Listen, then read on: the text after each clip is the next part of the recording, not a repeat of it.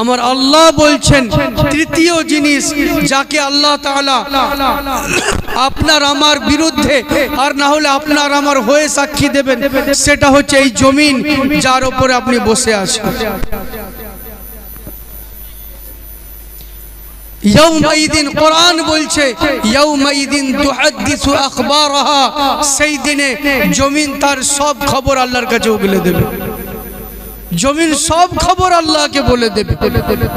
কিতাবের মধ্যে লেখা আছে যখন পাপী মানুষ, যখন গুনাহগার মানুষ, সুদখোর, ঘুষখোর, ব্যভিচারী, বেনামাজি, আল্লাহর নবীর সুন্নতের অবমাননাকারী, কোরআনের অবমাননাকারী, আল্লাহর দুশমনের মতো জীবন যাপনকারী যখন জমিনের উপর দিয়ে চলাফেরা করে, এই জমিন আল্লাহকে বলে, আল্লাহ আপনি একবার আমাকে হুকুম দিন, একে আমার জমিনের তলায় এত ধসাবো, এত নিচে নিয়ে যাব, কিয়ামতের সকাল পর্যন্ত উপরে উঠতে পারবে না।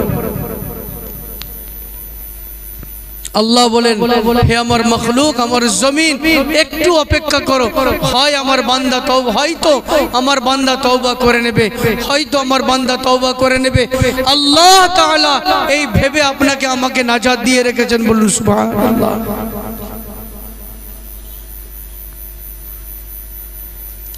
কিতাবের মধ্যে লেখা আছে একটা মানুষ 99 বছর গুনাহ করেছে। কত বছর বাবা? 99 বছর গুনাহ করেছে।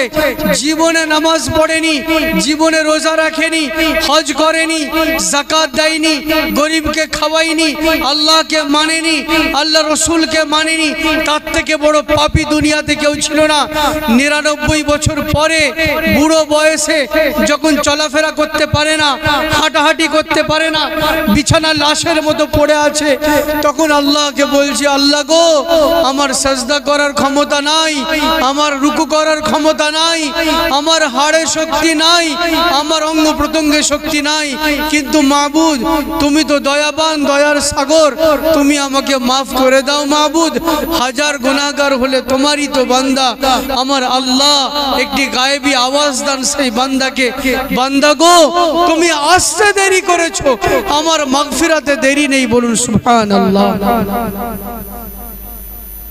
বান্দা তুমি আসতে দেরি করেছো।